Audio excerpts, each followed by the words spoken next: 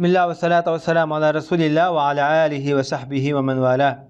Jalaldin Suyuti'nin Halifeler Tarihi namlı kitabındaki dersimizin devamında bugün Umumi Padişahlardan 8. Halife Ömer ibn Abdülaziz'ninki tarihi bilen tanışıp çıkmış. Bu adam Hicriye 99. yıldan Hicriye 101 yıl kadar yani 2 yıl hakimiyet peşinde tutağan. Bu adam zinayet yaxşı salih halife degan namga ega. Xulfay Raşidin'in 5-incisi deb nom olgan. Chunki adolati ayni vaqtdagi mashhur 4 xalifning davridagidek bir davr sugachga bu odamning zamoni shu 5-Xulfay Raşidin deb atagan. Kunyasi Abu Habs. Sufyan Savri shundoq deydi, xalifa 5 dur. Abu Bakr, Umar, Osman, Ali, Ömer ibn Abdülaziz dur degan. Buni Imam Abu Davud o'zining Sunan nomli kitoblarida chiqargan. Bu odam Misrniki yezi qishloqlaridan Hulvan degan joyda tug'ilgan. Hazırım şu Hulvan degan joy mashhur Misrda. O adamniki dadisi şu vaqtida Abdülaziz ibn Marwan nemening Misrning şu vaqtdagi valisi emir edi. Bu adam 61-yili 63-yili tug'ilgan degan gap. Onasi Ömer ibn Hattab radhiyallahu anhuning nevrisi Asimdir. Bu adamniki yüzde bir yarıvatı peshonasida. Kichik vaqtida peshonasiga bir hayvon tepetgan. Şonlar dadisi o peshonasining qonni surtib bundaq degan. Sen Beni Umeyye yani Umayyalar cemiyetininki taatqı sen bolsan ken kaşki deb shunaq degan. Albatta sen undaq bo'ls baxtli bo'lading degan. Buni Ibn Asakir rivoyat qilgan. Ömer ibn Hattab radhiyallahu anhu shunaq deydi. Mening ballalarimdan bir bola tug'ildi, uning yuzida bir taatqı yar bo'ladi degan. Bu dünyanı adalet toşquzdu degan. Bunu İmam Tirmizi Tarih namlı kitabida chiqargan. Degandek, çoğun dadisi Ömer'ninki bu vaqtdagi xotirasi yoki o'y xiyoli amaliyalashgan. Ibn Sa'd rivoyat qilgan bir mazmunda Ömer ibn Hattab shunaq degan. Kashki men bilsam, tatqni bilgan bo'lsam kashki. Bu zemin zulmga to'lgan vaqtida adolatga toshqizdi deb shunaq degan. Yani demek bu Umayyalarniki Ömer ibn Abdülaziz'in burunqi davri yani bir qism sel zulmga to'shqan degan qarash berilganda bo'ldi. Balkim Ömer ibn Abdülaziz'niki bu adolat to'shqizganligi hamda ayni vaqtida Payg'ambar sollallohu alayhi vasallamniki so'zidan ishorat xarakterda berilgan bo'lishi mumkin. Abdullah ibn Ömer shunday deydi, biz so'zlashatdik, o'zaro paranglashdik deydi. Ömer ailesining birisi hokimiyatga chiqib Ömerdek davr surdi, adil boshqurdi. Andın dünya tükeydi. Yani Ömer ailesi birisi çıkmaya turib dünya ahırlaşmaydı deb müddet dehşet doğuq deydi. Bilal ibn Abdullah ibn Ömer, Abdullah ibn Ömer'ninki oğlu oldu bu adam. Bununki yüzde azraq bir men belge vakende ular muşumiki deyishib qalgan. Lekin Allah Taala Ömer ibn Abdülaziz'ni bu aileden elib kelgan. Ömer ibn Abdülaziz dadisinden, Enes ibn Malik'ten, Abdullah ibn Cabir ibn Ebu Talib'ten, İbn Qariz, Yusuf ibn Abdullah ibn Salam, Amr ibn Sa'd, Said ibn Musayyib, Urvat ibn Zübeyir, Ebu Bekir ibn Abdurrahman, Rabi ibn Sabra ve ondan başka bir gruplar. Yani muşu qatarlıq sahabalardan ve tabi'illarning çoğunlardan hadis rivayet qilgan. Endi Ömer ibn Abdülaziz'ning shogirdlari bu adamdan hadis rivayet qilgan kishilar İmam Zuhri, Muhammed ibn Munkadir, Yahya ibn Said el-Ansari, Meslemet ibn Abdülmelik, Raca ibn Hayve ve ondan başka nurgun zatlar. Raca ibn Hayve Umayyalarning şu vaqtdagi vezir darajalik saqchisi. Meslemet ibn Abdülmelik'ninki bir enisi hamda. İmam Zuhri muhaddis, Yahya ibn Said el-Ansari'miş o, Muhammed ibn Munkadir'miş o. Ömer ibn Abdülaziz'ninki hem de kichikda o'sib yetilişi bu adamniki tarbiyasi haqida. Qur'oni Karimni kichik vaqtlar yodlab bo'lgan. Dadisi bu adamni Madinaga ilm o'rganish uchun avatgan. Shu an ulamolardan ayni vaqtida ilm o'rganish, adab qoida, yo'sin o'rganish uchun avatilgan. Bu adam Ubaydullah ibn Abdullahning huzuriga borib nayt ko'p ilm o'rgangan. Bu Madinadagi ayni vaqtdagi nayt katta cho'ng 7 faqihning birisi. Hamda dadisi o'lib ketgan vaqtida hamda tog'asi Abdul Malik bu adam Damashqqa chaqirib qizi Fatimani bunun yatlık qilgan. Endi bu adam xalif bo'lishdan burun ma'lum darajada nayt solih, yaxshi edi, shundaq yana, lekin o'zini ait bir xil bayashat turmushga omroqdi deydi. Shuning uchun bu odamniki ko'z ko'rolmaydigan ichta hasadxo'r odamlar, bu odamniki dushmanlari yoki yoqtirmaydigan odamlari bu bek yasanchoq yoki bek bayashat turmush amroq manga vaqti bir xil kibr bilan mangdi deb nimasi nazari ustun degandek so'zlar bilan ayblashadi. Demisimi bu odam ayni vaqtida qimmatbaho kiyimlarni, qimmatbaho atirlarni ishlatib qiladi ekan, xalif bo'lishdan burun. Endi bu Velid ibn Abdülmelik xalifa bo'lgan vaqtida Umarni Madinaga vali qilib qo'ygan shu vaqtida. 86-yildan 93-yilga qadar shu Madinaning valisi bo'lgan. Ondan keyindan endi valilikdan tushirilib Shamga inib kelgan.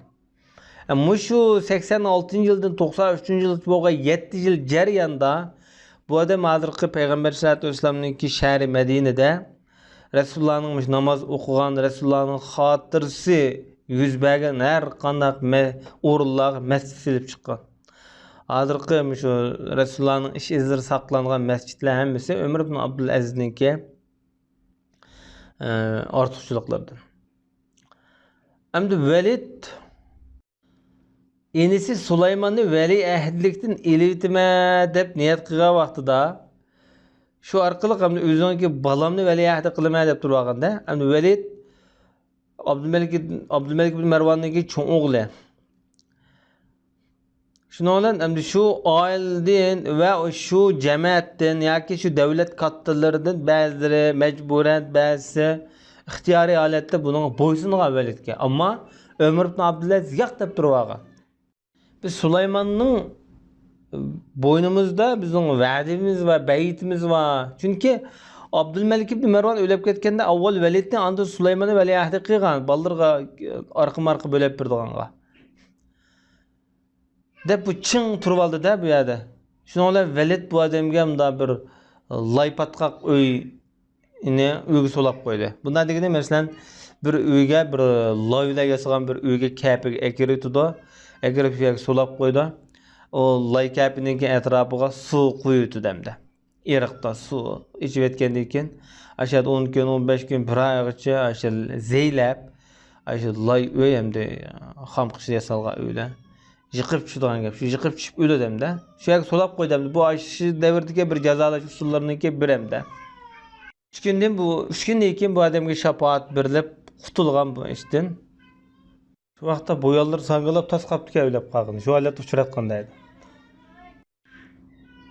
Endi Süleyman Ömer ibn Abdulaziz'ninki şu Velid ibn Abdulaziz'ga boysunmay Süleyman'ni vali ahdlikdan ilib etmek için tuğallıqını keyin bir vapa qilib, ko'nglida mushuning qilganligiga bir qaytirib beraymish qilgan ishiga bir yaxshilik yetkazay deb bu odamga xilofatni ahdi qilgan, ya'ni vali ahdi qilgan.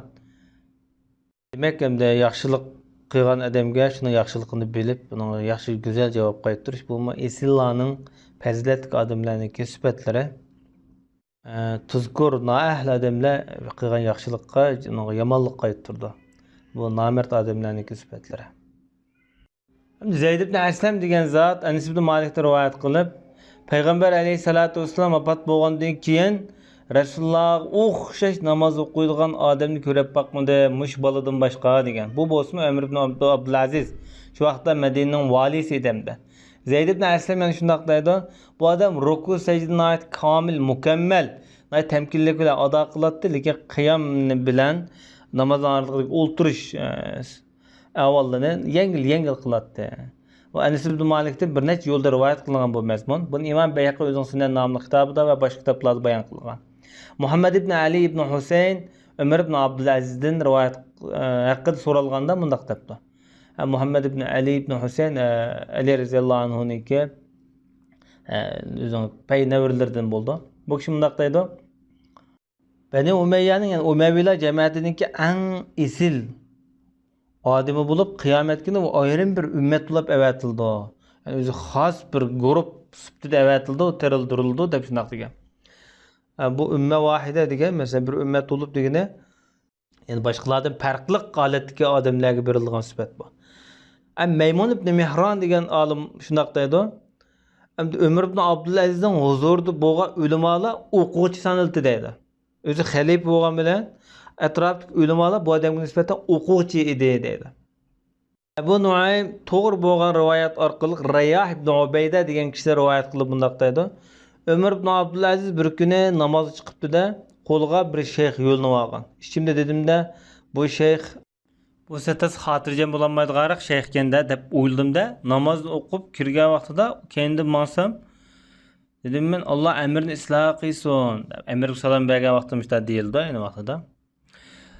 Qo'lingizga yo'lni olgan shayx kim o desam, Rayyah sen ko'rdingmi debdi. Ha desam, sen bir yaxshi odam ekansan-da. Bu mening do'stim Xizr dedi shu vaqtda. Mening qishimga kelib, bu ummatning ishlariga mas'ul ba'zi so'g'an savollarimga menga ma'lumot berdi, binas o'kitib qo'ydi. Men ular haqida men odil ish bajardi ekanman deb shunaq degan dedi. Marvaya sel ajrak. Çünkü Xizr yok. Xizr ölüp ketken. Xizrba degan qarash o oydurum qarashlar. Shuning uchun bu qarashni biz yolg'on qarash deb qaraymiz. Endi Abi Hashimda rivoyat qilgan bir mazmunda bir odam Ömer ibn Abdulazizning huzurlariga kelib debdiki, Payg'ambar sollallohu alayhi vasallamni tushimda ko'rdim. Abu Bakr o'ng tarafida, Ömer sol tarafida ekan, ikki odam bir ishda davalashyotidu.